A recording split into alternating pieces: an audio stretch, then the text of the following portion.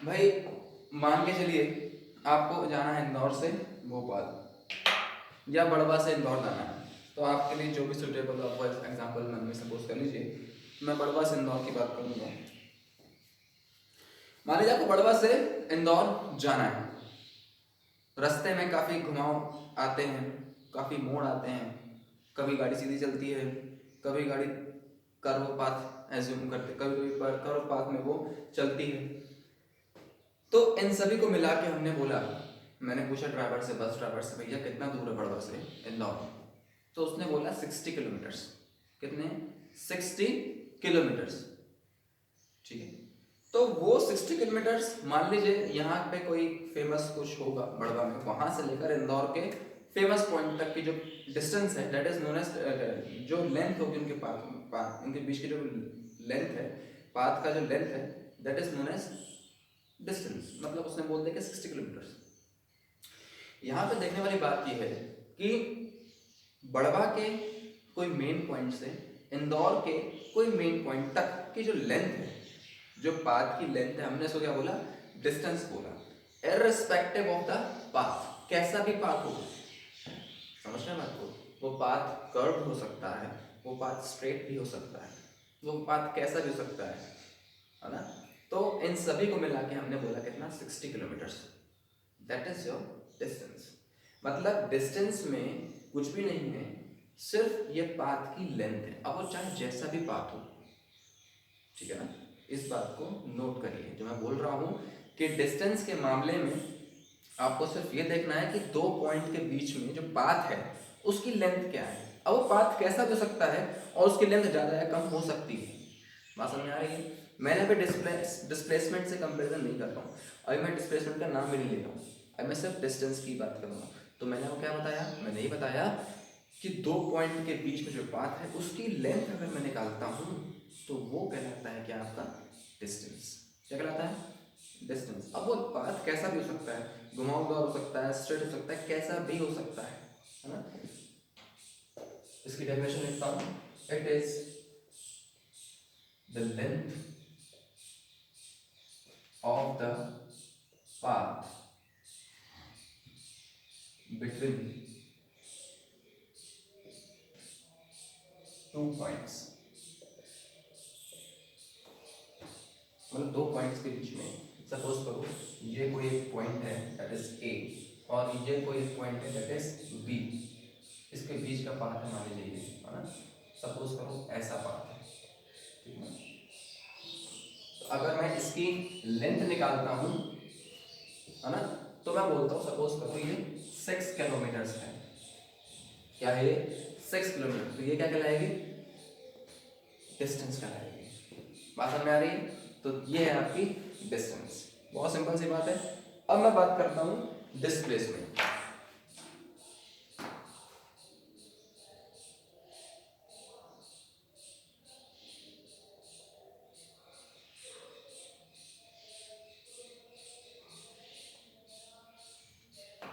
Displacement क्या होता है? मेरी बात बहुत ध्यान सुनिएगा, बहुत ही जरूरी बात मैं आपसे करने जा रहा हूं। डिस्प्लेसमेंट में डिस्टेंस तो आपने समझ लिया क्या होता है। अब हम बात करेंगे किसकी? डिस्प्लेसमेंट की। देखिए मैंने डिस्टेंस में क्या समझाया आपको कि दो पॉइंट के बीच में कैसा भी पाथ हो उसकी लेंथ हमको पता हो अगर, तो कहते हैं डिस्टेंस, ठीक है ना? जैसे बड़वा और इंदौर के बीच में क्या लेंथ है? 60 kilometre, that is your distance. But अगर मैं ये स्पेसिफाई कर दूं, अगर मैं क्या कर दूं, ये स्पेसिफाई कर दूं कि बेटा दो पॉइंट के बीच में जो स्ट्रेट पाथ है, दो पॉइंट के बीच में जो स्ट्रेट पाथ है उसमें कोई कर्व नहीं होना चाहिए बेटा, उसमें क्या होना चाहिए कि स्ट्रेट पाथ होना चाहिए। ये स्पेसिफिकेशन है, ध्यान रखिएगा इस चीज को। स्ट्रेट पाथ है, उसकी अगर आप जो लेंथ निकालोगे वो कहलाएगी क्या? Displacement. It is not the shortest distance and all, हमको इन सबसे कोई मतलब नहीं। शॉर्टेस्ट डिस्टेंस से हमको कोई मतलब नहीं है। कई बुक्स में लिखा है it is the shortest distance, है ना? मैं उसे भी गलत प्रूफ करूंगा अभी। आप सिर्फ इतना देखिए, मैं जो बोल रहा हूं that is it is the length of the straight line joining initial and final point. मतलब इनिशियल मतलब पहला और फाइनल मतलब आखिरी। इनिशियल पॉइंट और फाइनल पॉइंट को जोड़ने वाली जो स्ट्रेट लाइन है, स्ट्रेट लाइन, उसकी लेंथ को हम बोलेंगे डिस्प्लेसमेंट। याद रखिए डिस्प्लेसमेंट इज स्पेशल क्योंकि इसमें सिर्फ स्ट्रेट पाथ की लेंथ चाहिए हमें, वही कहलाता है डिस्प्लेसमेंट। लेकिन डिस्टेंस जो हमने पढ़ा ऊपर, उसमें पाथ कैसा भी हो सकता है, उसमें पाथ स्ट्रेट भी हो सकता है, उसमें पाथ कर्व भी हो सकता है, एंड इन सब का मिक्सचर भी हो सकता है। ये डिस्टेंस है। Now displacement is what? It is the length of a straight line joining initial and final point. ठीक है, the length of a straight line joining initial and final point.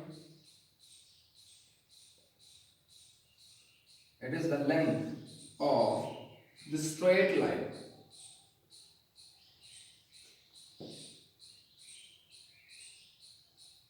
joining initial and final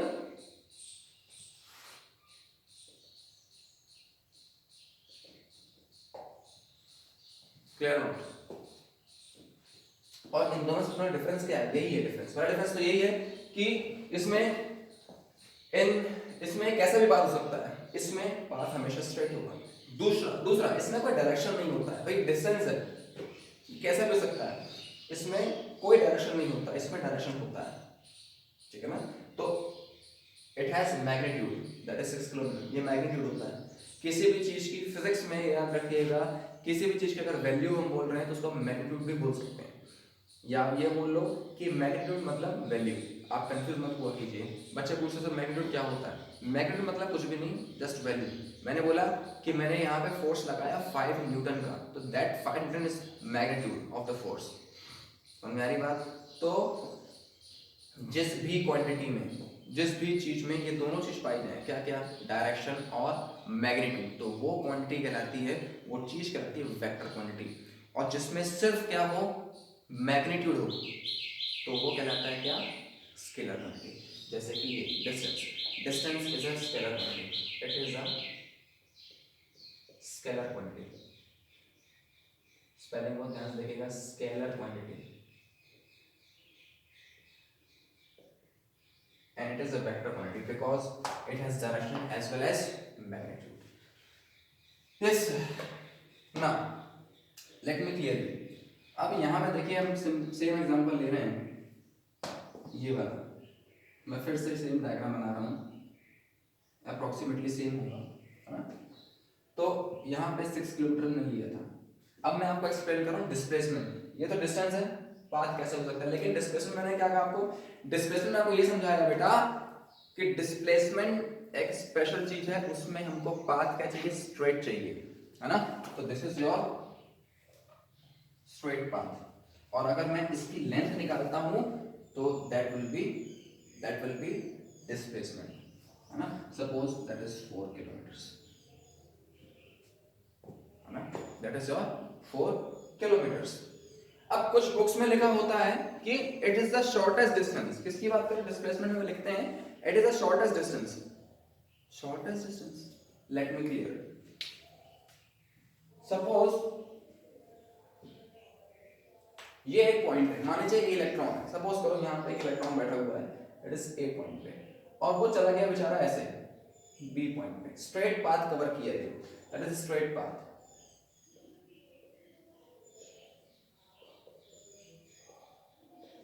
clear? That is straight path. तो भैया मान लीजिए इसने cover किया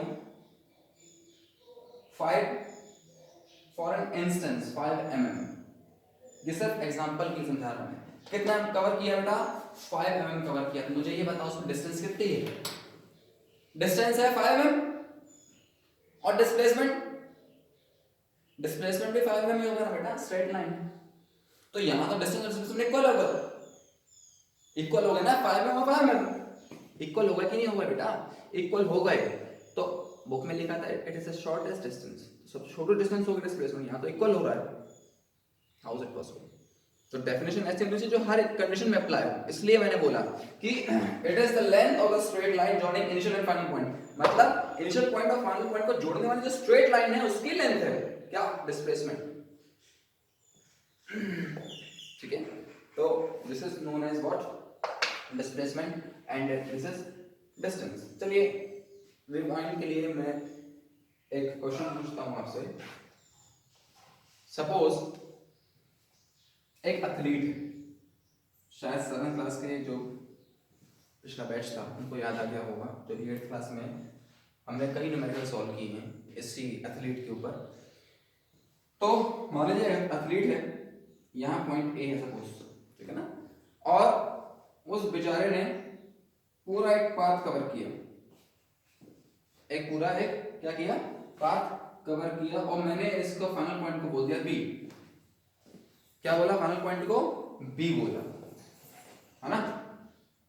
तो मैंने पूछा कि बेटा इसका डिस्टेंस कितना हुआ, और साथ में मैंने बोल दिया कि इस पूरे ग्राउंड का जो है सरकमफेरेंस है दैट इज सपोज 400 मीटर। तो आप बोलोगे 400 मीटर इसका डिस्टेंस है, जो कि पाथ है ना 400 मीटर। मैं बोलूंगा डिस्प्लेसमेंट कितना हुआ, तो आप तुरंत बोल दोगे डिस्प्लेसमेंट कितना होगा, 0 होगा, क्योंकि इनिशियल पॉइंट और फाइनल पॉइंट दोनों ही सेम है।